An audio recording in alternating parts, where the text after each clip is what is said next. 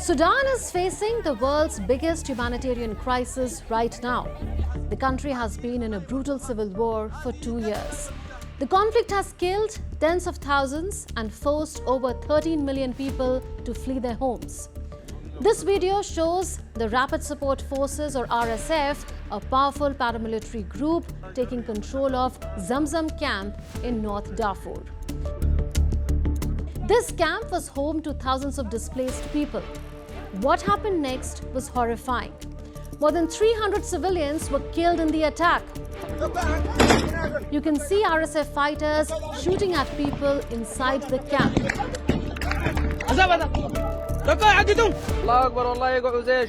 Bodies lie scattered on the ground. We have to blur the footage as it's very disturbing. Here you can see RSF fighters celebrating and cheering up after their assault.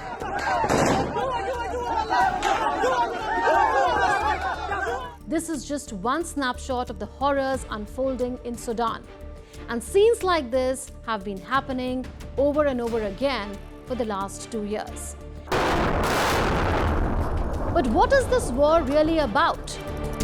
Before we get to that, let's quickly understand Sudan's geography. Sudan is in Northeast Africa.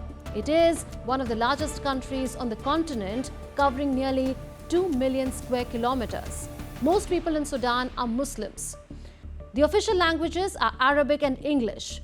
Even before the war, Sudan was one of the world's poorest countries. The conflict made things worse. So how did the war begin? It was April 15, 2023. Sudan's army and a powerful paramilitary group, the RSF, started fighting each other. The battle began in the capital Khartoum and quickly spread across the country, especially to Darfur in the west. But tensions were building long before that. In 2019, mass protests ended the 30-year rule of President Omar al-Bashir. He was removed in a military coup. People demanded democracy. A power-sharing deal was made between civilians and the military. But in 2021, another coup happened. General Abdel Fattah al-Burhan took over. He became Sudan's de facto leader.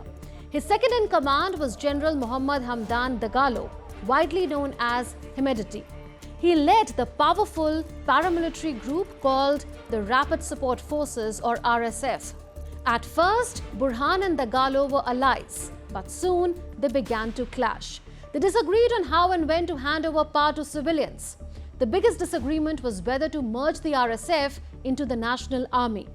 Both men wanted to protect their power, wealth and influence. And that's how Sudan got caught in a deadly power struggle between two generals. So what is the RSF? The RSF was formed in 2013. It traces its roots to the Janjaweed militia, which was accused of ethnic cleansing against the region's non-Arabic population in Darfur. Under Dagalo, the RSF grew stronger. It fought in Yemen and Libya. It even gained control of Sudan's gold mines. But its power outside the army made it a threat to Sudan's stability.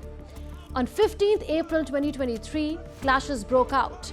The army saw the RSF's movement across the country as a threat. Talks failed. Then fighting erupted. No one knows who fired the first shot, but the conflict spread fast. Recently, the army took back control of Khartoum, including the presidential palace. This was seen as a big win. But the RSF has hit back with fresh attacks. It has now formed a rival government in the areas they control. They are calling it the Government of Peace and Unity. This directly challenges the authority of Burhan's army-led administration. Sudan has accused the United Arab Emirates of helping the RSF carry out a genocide in Darfur. Sudan has taken the case to the International Court of Justice. They say the UAE is violating international law by supporting the RSF. The RSF and allied Arab militias are accused of targeting the non-Arab Masalit tribe in West Darfur. A genocide is being committed against the ethnic group, the Masalit in the west of our country. The Masalit are non-Arab African ethnic group. The genocide against the Masalit is being carried out by the Rapid Support Force, paramilitary Arab from Darfur, with the support and complicity of the United Arab Emirates. The direct logistic and other support that the UAE has provided and continue to provide it to the RSF and their affiliated militia has been continue to be the primary driving force behind genocide now taking place, including through killing, rape, forced displacement, looting, and the destruction of public and private properties. The UAE has denied the allegations, calling the case a political stunt.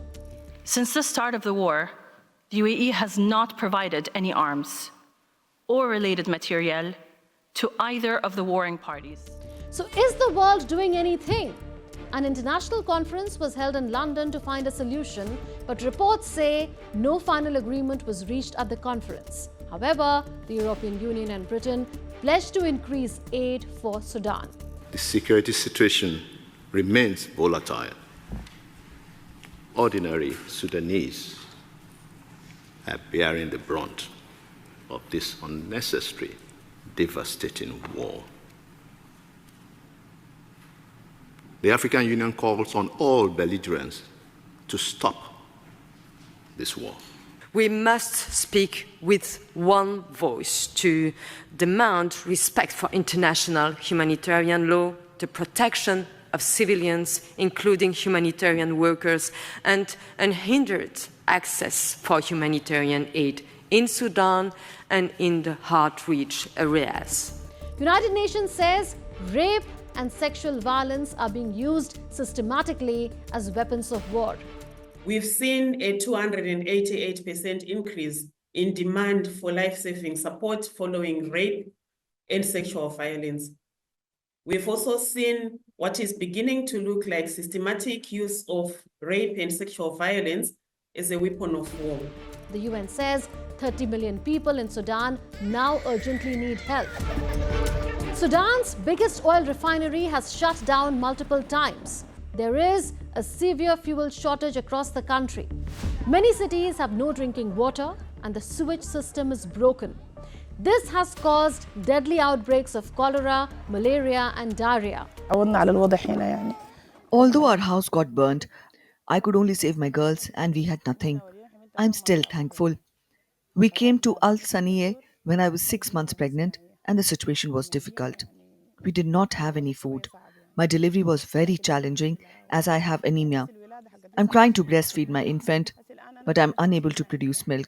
That's my reality. This is the reality in Sudan today. A war with no end in sight and millions of people caught in the middle. The question is, how much longer can this go on? That's all in this edition of Connecting the Dots. We'll see you next week with more raging issues. Until then, it's a goodbye from all of us in the Delhi newsroom. This is Munmun Bhattacharya signing off. Take care and stay safe.